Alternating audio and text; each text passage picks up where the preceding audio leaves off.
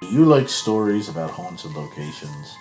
Or maybe tales of cryptids and spooky folklore from around the world? If so, why not tune in to Haunted Escapes with Chris and Diane, where all this and more will be discussed. New episodes drop every Sunday, with visual versions the following Friday on YouTube. So why not come join us on our Haunted Escapes?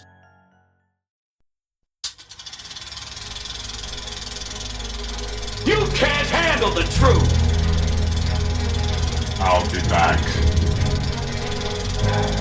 It's alive! Was an excellent day for an exorcism. Hi, this is Joe, and this is the Film Joe Podcast, where film talk happens. 1, 2, 3, 4!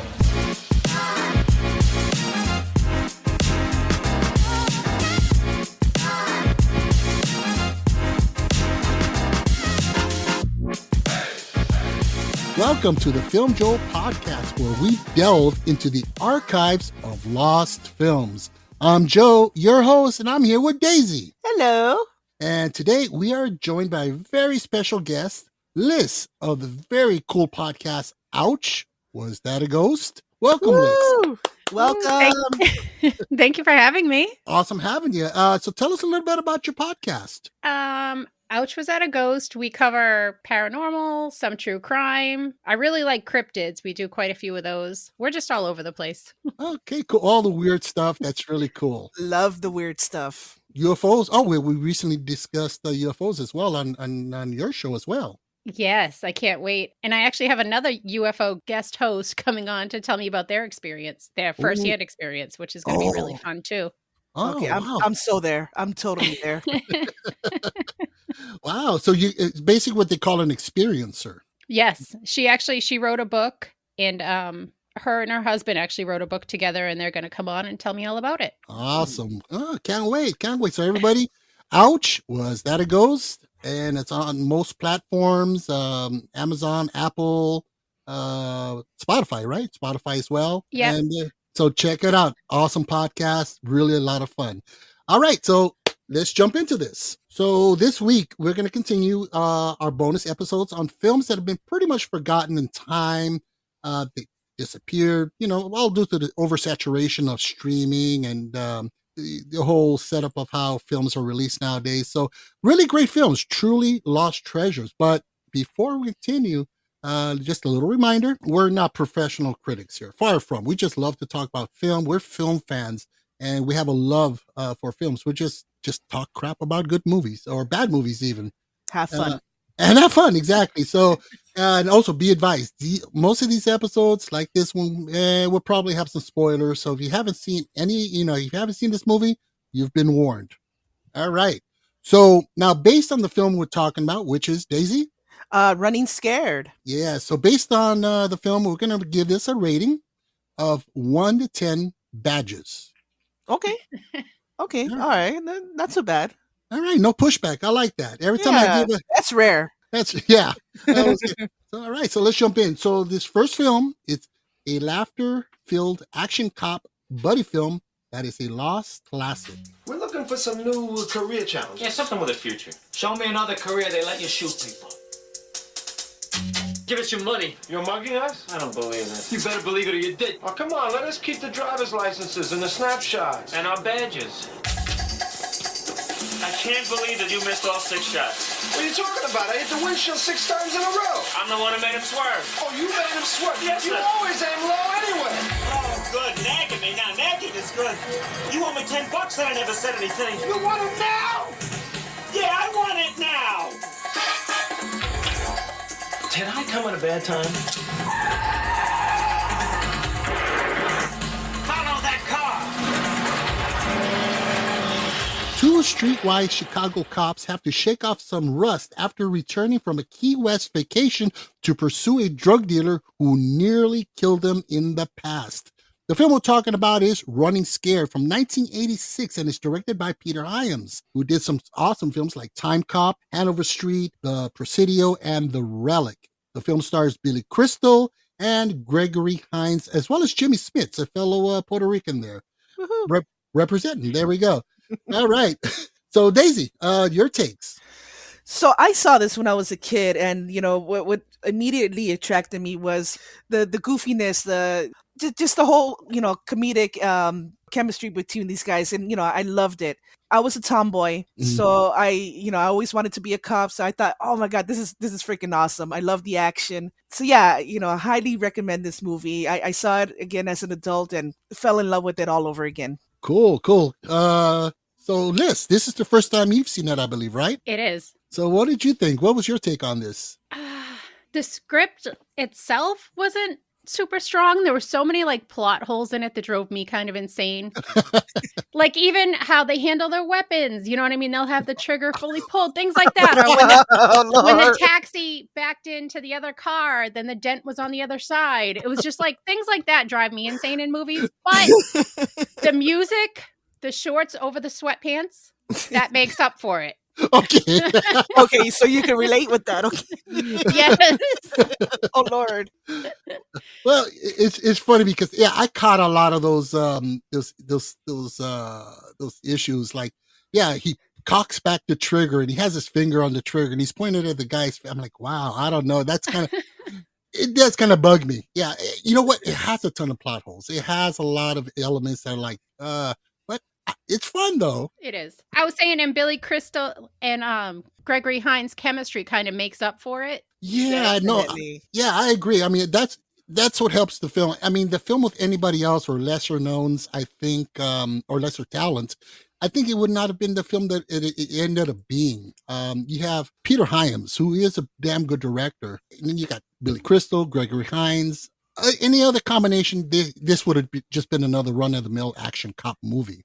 I mean, the only other time that I've ever seen anything like that was with Mel Gibson and Danny Glover in Lethal Weapon. That kind of, chemistry. Right. And that set the gold standard pretty much. Right.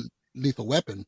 Mhm. But yeah, I mean, for me, it's been at least 20 years since I've seen this.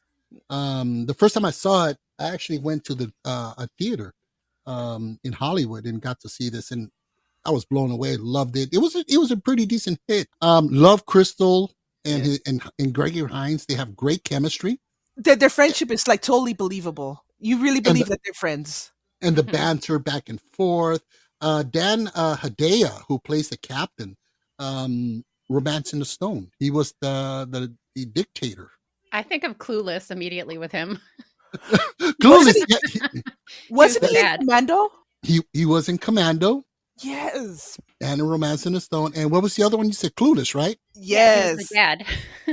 I The love dad. that movie. It's been a minute since I've seen that one. They had Uncle Rico in there Uncle Rico, which character? from Napoleon Dynamite. Remember the one that was always throwing the footballs? Oh, I haven't seen that movie in a while. It's been a Oh. good minute. wow. I'm like part of the 2% of people who have not seen Napoleon Dynamite. Oh my gosh. Oh, dude, the tater tots. And every time I come across people that you're talking comedies or doofus comedies, and they're like, "Oh, Napoleon Dynamite," and I just kind of bow my head in shame, and I'm like, "I've not seen it. Not seen it." Well, can I tell you a secret? Sure. I've never seen Lethal Weapon. Wow. I know. Girl, gotta get on that one. You're in for a treat. You know, it's funny because it's I actually kind of envy folks who have not seen movies like that and they have the chance to see it now. They're experiencing it for the first time. I mean, I've seen these movies a million times and I love them, Yes. But- Mhm. but you're in for a treat that I'm so jealous when you see it. Yeah, and this is the reason why I wanted to do these episodes, because there's a lot of people out there that somehow miss these gems. So yeah, definitely give that one a try. You'll love it. Yeah, I will. good, I will. good stuff. Good stuff. And by the way, and I love again the chemistry between Gregory Hines and Billy Crystal. You don't have a hard time believing that they're good friends. Mm-hmm. There's not much suspension of disbelief required because they're buddies. They're good friends. And apparently they were really good friends in real life. And it showed on the screen. They It did. it really, really did. Now, some behind the scenes stuff on this. Now, the original script was originally written for Gene Hackman and Paul Newman. I read that last night. Yeah, I'm not. I love Gene Hackman. He's the He's man. awesome. He is awesome, but Yeah, Paul Newman. But I don't know for this Different- kind of film. different flavor. Yeah, I mean these guys are top notch, legendary type actors, and I think it worked out better this way. I mean Tom Selleck and Travolta were also considered, and Travolta doing the strut. I don't know. I see him, kind of reprising his role as Barbarino from Welcome Back, Kotter. It might have worked. I don't know. It's a trip. I mean, my two favorite Travolta films there. Saturday Night Fever. Oh man, yes. Great film. That one and Grease. Oh my god, I love that movie. Yeah, I can watch that one over and over again. Liz, have you seen Grease? I have. Every girl has. I think every girl has. I've seen that a million times. My daughter killed that movie for me. She watched it a million times. It's a good movie. It's really good. They had an anniversary screening out here where it was a sing along, and they had the lyrics on the screen. Shit. That would have been awesome. That would have been awesome. I could totally see you trying to dress up as John Travolta from Grease. Hey, with the roll. Actually, you have. Yeah. Back in the younger days, many moons ago. Yes. Now, one thing that was pretty wild about this one that I loved, I love a good chase scene, but sometimes they're overdone. And I mean, you have great chase sequences like Bullet with Steve McQueen and The French Connection with Gene Hackman. But this one was pretty freaking original. Yeah. When they're on the L train track, Love it. that was a trip. What did you think of that, Liz? I was thinking, wow, those cars are pretty sturdy. As I was watching it, that none of the tires popped, not one. I was like, wow. Well, apparently in production, they went through like 4 of them, I want to say. Yeah, they destroyed the hell out of those freaking cars, but it still was cool. It was cool. Yeah, no, it was a cool scene. Yeah, and original. I mean, you take it somewhere where it's never. Actually, you know what's another great chase sequence is? Have any of you seen the Blues Brothers? Yes. I have not. I feel like I'm going to just get yelled at here. No. You got some homework now, girl. He said, yeah, immediately. Yeah. It's like every 5 minutes we're going to be, what? No. I'm going to get a list from Professor Daisy. Get all of these done for the next time I speak to you. Yes. I'm like, what you think? What did you think? Okay, give me your notes. 500-word essay. There will be a quiz at the end of this. Oh, Lord. Yeah, no, the Blues Brothers is another one. That's a John Landis film with John Belushi, Dan Aykroyd, and it's the movies, the chase sequences or the car chases. They're over the top and they're ridiculous. They're really ridiculous. But there's a tad. But I think it's just meant to be, and it works for what it is. Unlike a lot of the garbage and shit that we get now with what was it? Fast and the Furious. Fast and the Furious. Oh, God. That's just ridiculous. Yeah. The first one was good. Yes. Mm-hmm. But then I don't know what happened. It just took a nosedive. They and were they just milking keep it. making them. Yeah. Yeah. There's another one coming out. No. Yeah. It's like the Jason Voorhees series. Just won't die. I remember that. Oh, God, just won't die. I mean, and you got Vin Diesel, over there. It's about family. Jesus Christ. Oh, man. When I swear to God, which one was it that he cries or something? Oh, no. I got suckered into seeing that one in the theater. I didn't want to see it. But there's a part where somebody dies, and then Toretto, which is he's like, oh, and he starts to cry, and you see those tears coming out. And I'm like, oh Lord, no, just shoot me. Yeah, I am Groot. Yeah, that was pretty bad when he tries to act. No. But I mean, so like we kind of got sidetracked there. But with the older films in the 70s and the 80s, when there was a car chase. You had cars zooming down the set at 70, 80, 90, 100 miles an hour. Now it's all CGI. That's no fun. Nobody's in danger. What's the point? Yeah. Okay. What's the point? Hey, is somebody going to end up in Traction? No, what the come on. This isn't entertaining. Yeah. Exactly. What was it like Maxima's are you not entertained? There we go. We want blood, man. Oh gosh. So overall, the movie did really, really well. I mean, it had at the time, it had a budget of about $15 million, which is about $42 million today, which is still kind of low for that kind of action film. With that kind of that sort of level of action sequences and so forth. Box office at the time was about 10 million. Oh wow. So it lost. Yeah, no And, shit. yeah, and in today's dollars, like 28 million. I mean, it took a loss. I mean, it did well on home video because at that point, the home video market was pretty huge. So that was kind of like the saving grace for a lot of films. They didn't do well in the theater. They ended up doing really well on video. And there's a lot of cases like that. But still, where it counted, it didn't really do well. Such a shame. Yeah, and I loved it. I mean, maybe because there was I don't know, maybe there was a lot of buddy cop films at the time. You know, Lethal Weapon, which somebody hasn't seen. I'm not mentioning names here. But yeah, there was a lot of this stuff going on. So I guess people are like, oh, it's just another one. You know, you had Beverly Hills Cop and all this stuff. So, but no. So now reviews and scores for this, it didn't, you know, it got pretty good reviews. I mean, IMDb is sitting at a 6.5. Okay. Yeah, Metacritic, 49%. Rotten Tomatoes has a critic score of 63% and an audience score of 58. And Letterboxd is at 3.3 out of 5. So I'd have to say there's some average scores on there.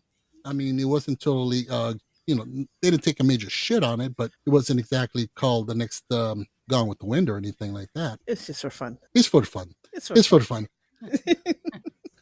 All righty. So let's go with our ratings here. Liz, since you are our special guest, you go first with your rating out of how many badges do you give this? Not diapers, badges. Right. Okay. Not diapers is that no badges. Probably like a 7. All right, 7 out of 10 badges. That's pretty solid. Yeah, it's a hell of a fun movie, right? And I think that's what the point is overall. Yeah, it's purely for the acting. Like I said, I think the script was just so all over the place. It wasn't really that great of a script. They could have like brought in his love story or love interest into more of it. They could have a lot of things. Yeah, you know, it's funny because when I was watching it, I did see, because it is a formulaic film by the numbers. I knew that his wife or soon to be ex-wife, she was going to get in trouble. She was going to get, be in peril. He's going to have to rescue her. And upon doing so, they get back together, which we've seen a lot of. So I saw a lot of that coming. And, you know, the bad guy, everything. It's the flaws that this film has. Yeah, it does telegraph a lot. So Daisy, what is your rating on this? So yeah, you know, it was, you know, it was a very simple, straightforward, typical action movie of its time. Mm-hmm. Me as a kid, I appreciated that. It wasn't complicated. Bad guys getting busted by the good guys. You know, it was funny. I love the action sequences. That chase scene was freaking redonkulous. I'm gonna give it 8 badges. 8 badges. 8 Wow. badges. 8 badges. Badges, we don't need no stinking badges. Where's that from? That's oh jeez. What's his name? That actor. Oh geez. He was in The Good, the Bad, and the Ugly. He was the ugly guy. What's his name? You know what I'm talking about, right? The ugly one. Oh, thank you. That's very good. I haven't seen it. Eli Wallach. Okay. Eli Wallach. Yeah, he that was from one film that he did. All right. To me, yeah, it's formulaic by the numbers. You see stuff coming. It's not very original, but I think what makes this film definitely work is the chemistry and the immense talent of Gregory Hines and Billy Crystal. They were just fantastic together. Definitely, I think it's an underrated buddy cop film of the era. Mm-hmm. And so my rating on this, I give this a 7.5 out of 10 badges. Not bad. Yeah, not a bad film. Yeah, so I'm going to give you guys, here's a list of films. So if you dug that kind of movie, 80s actioners, bad guys, good guys, drug dealers, and stuff like that, there's a few good ones from the 80s that are worth watching. Lethal Weapon from 1987 with Danny Glover and Mel Gibson. Mm-hmm, mm-hmm. Awesome movie. I feel personally attacked. Hey, I'm not saying, I'm just saying, right? No, but it's definitely Lethal Weapon is a good one. Beverly Hills Cop from 1984 with Eddie Murphy. Yes, yes. That is you've seen that one, right? I have seen that one, yes. Okay. Yeah, that's an awesome one. And they're coming out with a Beverly Hills Cop 4 this coming July. Well, we'll see. As far as sequels go, I'm very skeptical. Very Well, scared. Well, it's an interesting trend that we're seeing now in where we have Ghostbusters. Now we have Beverly Hills Cop. We had Maverick. Top Gun Maverick. Some of these legacy films or these 80s, mega blockbusters, they're kind of coming back. You had the Terminator a while back. Beetlejuice. Beetlejuice. I can't wait. Yeah, I can't wait for that one. And I just think that it's kind of reflective of the fact that a lot of the shit that's out now really sucks. We had the onslaught of the Marvel garbage that was just inundating the cinemas. And people either want something original or something familiar and near and dear to their hearts. So I think that's why some of these legacy sequels are just kind of cropping up here and there. As long as they do them right, I have no problem with it. Yeah. Exactly. Another one, Die Hard from 1988 with Bruce Willis. Yes. That is a gold standard one right there. And I don't know if any one of you have heard of this one, Midnight Run from 1988. I've heard of it, never seen it. I have not seen it either. And I was trying to hide when you said Die Hard because I thought you were going to ask me if I saw that. And I literally turned my head like you were looking at me. Like, You already, crap. you already know this. You already know what I'm going to say. You got some more homework now. You got some more homework. I wish you saw me trying to hide, though. Well, I sensed that you were hiding behind your monitor. I'm like, oh, okay. I see you. No, I'll just shrink down. They won't notice anything. I spared you. But now Midnight Run is kind of an obscure one in a way that it did well when it first came out. It was very popular and it just kind of faded away. This is a movie that starred Robert De Niro and I forgot the name of this other comedian, but basically Robert De Niro, he's a bounty hunter, and he's his task is to get this guy who's a white collar criminal, whatever. He embezzled a bunch of money. He's basically a numbers guy, an office guy. And Charles Grodin, that's who it is. And yeah, he was in one of the Muppet movies. I know that. Yes. Oh my God, the Great Muppet Caper. Yes, that guy.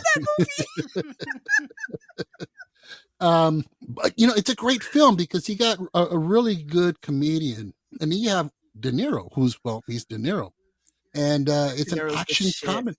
Yeah, and it ends up basically where they're on this cross country, trek, and the mafia's after them, the cops are after them. He's trying to keep this guy alive, and it's De Niro being De Niro, and it's directed by the same guy who did Beverly Hills Cop, Martin Brest. Yeah, so it really just one of those films that you talk about a long lost, forgotten film. Midnight Run. I mean, that one completely fell through the cracks after so much time. So more homework for you, Liz. Me too. I'll take that one. Yeah. So no, good stuff. Good stuff. So what do you guys say we start winding this down? Okay. Sure. Outstanding. So we really hope you enjoyed this show. Please help to support the pod by giving us a 5-star rating and or leave a good review. Hell, we'll take a 4-star. Daisy? Sure. I'll take a 3. You know what? Give me something. Throw me a bone here, right? Or another way you can help to support the pod is simply to subscribe and or follow us on Amazon, Spotify, iHeartRadio, Deezer, Audible, Boomplay, or wherever you get your podcast fix. Also, don't forget to swing by our Facebook group and leave a comment. Let us know what you think. Check us out on TikTok and our YouTube channel, where we have all our current episodes available as well. All of these links, they're in the show notes. Also, contact us directly via email at thefilmshowpod@gmail.com. Love to hear from you. So, Daisy, final thoughts. Liz, we shall talk again. Next time I talk to you, we're gonna talk some, Lethal Weapon. What are we gonna watch, Liz? We're gonna watch Lethal Weapon. We're gonna watch Die Hard. There you go. And Midnight Run. And Midnight. Midnight Run. All right.